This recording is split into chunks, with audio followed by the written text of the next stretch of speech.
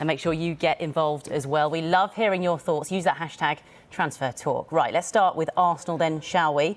And speaking after their 3-1 win over Southampton last night, Mikel Arteta says the deal to bring Martin Odegaard on loan is close, but not finalised just yet. This is what he had to say after that game. We are pretty close, but it's not finalised, as I am standing here, because I haven't talked to Edu or the club in the last few hours. But we are pretty positive that we can finalise the deal. But Mark, where are we with this one? Yeah, good morning, team. The medical is completed. We know that much. The deal is expected to be finalised and potentially completed today. And if he's fit and there are no issues at all in terms of joining in with training and linking up with the squad, he will be available for Arsenal's game against Manchester United, which is live on Sky Sports on Saturday. Kickoff is at 5:30. It's a straight loan.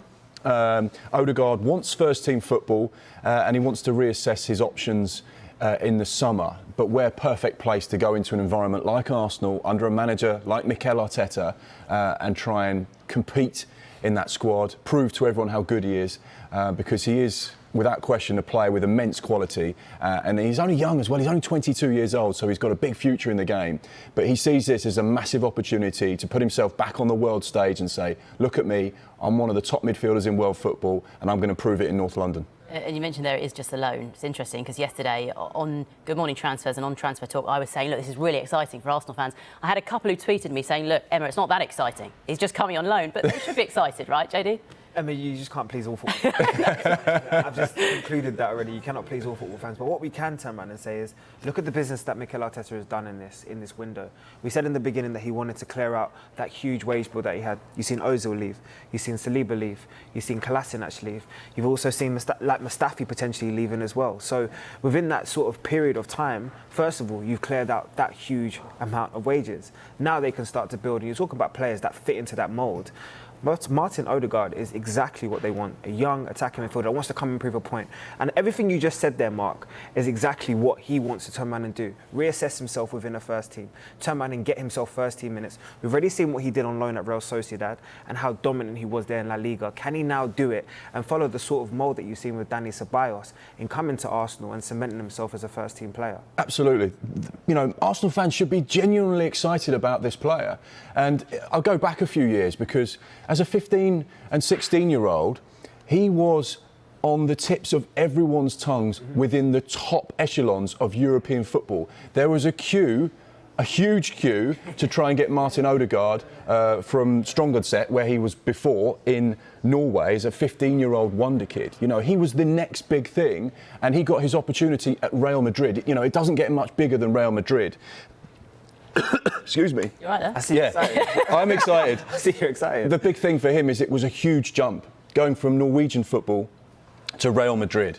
And perhaps at the time it was a big jump, but it was too big a jump. He almost needed a little springboard in the middle, then to go into Real Madrid. But when Real Madrid signed him, he was the envy of every single football club in the top end of European football. There was so much excitement about him. He's a midfielder that can play on the inside of the right-hand side of a front three, come in on his left foot. He's got a really good left foot. I think the biggest question mark will be his physicality. I think that's where perhaps some people will look at him and think, can he do it in the Premier League? And this is where the big test will come. But there's no question, this is a player, the likes of Thomas Rosicky, Santi Cazorla, Alexander Haleb, someone that can open defences, someone that can be a really integral part of that Arsenal side. And I don't know who the fans that were talking to you and saying this wasn't a good signing, don't get excited, but absolutely Arsenal fans should get excited. I just think as well, culturally it's a great fit. You're talking about a manager that's notoriously known now for working with young players and getting the best out of young players. You've seen the growth of Bukayo Saka. Look at how much we've been talking about Emil Smith-Rowe. When you're bringing in a player that understands and is coming from a massive club like Real Madrid, culturally he's going to want to come and impress at Arsenal. He's going to want to come and leave his imprint at Arsenal. And that settling in process with having a manager that will understand where he's coming from in terms of a club, and also having someone like Dani Ceballos, who's obviously a teammate of his, both at Real Madrid and now at Arsenal, it's going to be a good, easy, hopefully settling in process for Martin Odegaard in London. Karl, what do you think? He's obviously a top young talent. Do you think he can make a real impact over the next 6 months? I do, yeah. I think actually when you're looking at this signing right here, it's massive for the club and for the player as well. He's only played 9 times this season in all competitions for Real Madrid, and he's already taken Mark's breath away. So hopefully, I think for Arsenal fans, he'll be able to take their breath away as well, because they do need that creative midfielder. And the quote that's on the Sky Sports website, it says, "A classy creator, a pass master and attacking midfielder with a fine touch and bright awareness of the game." And that's what I think Arsenal do need. There's a lot of pressure on Emile Smith-Rowe right now from Arsenal fans, from the footballing world. And here's a 22-year-old that can come in, relieve some of that pressure and have fun and show the world what he's capable of. Yeah, just a side note here. Have you removed that Wenger book from behind you? Well, yeah, because of all the stick I was getting on Twitter. It's not just you that gets tweets, Emma, it's me as well. I've replaced it with Peter Crouch. I'm just honouring all the greats of the Premier League. Most headed goals. Yeah, so, you know, got to honour the greats. Brilliant. Love it. Brilliant. Mark, I mean, Karl mentioned Emile Smith-Rowe there. Obviously, you know, he's been great since being given a run in the first team by Mikel Arteta. Is it a worry for him with Odegaard coming in? Nah, not at all. Not at all. You know, I've sat down and said on the show numerous times how much I love Emile Smith-Rowe, and I'm delighted he's getting the opportunity to prove that at Arsenal now. He's getting regular minutes. You know, Emile Smith-Rowe potentially is someone who's going to play in that Arsenal midfield for the next 5 to 10 years. He's going to be a huge part of this football club moving forward. He's come through the academy. You know, a new player coming in like Martin Odegaard. What it does is it increases competition. It improves everyone in the training ground. It makes everyone know that there's no certainties in football. He's not going to be guaranteed to start Emile Smith-Rowe just because he's played well recently. He knows he's got to continue to keep those levels right at the top, because there's a Norwegian wonder kid who's just waiting to come into the side as well. And of course, the second phase of the season is always going to be crucial. The games are going to come thick and fast. You're going to get to the latter stages of the competitions in the cups and things. The Premier League is going to get really tense. Suddenly, Arsenal were talked about as being, you know, a team that should avoid relegation. Now they're just a handful of points off the top 4. You know, how quickly things change in this particular season when you've got so many games week on week.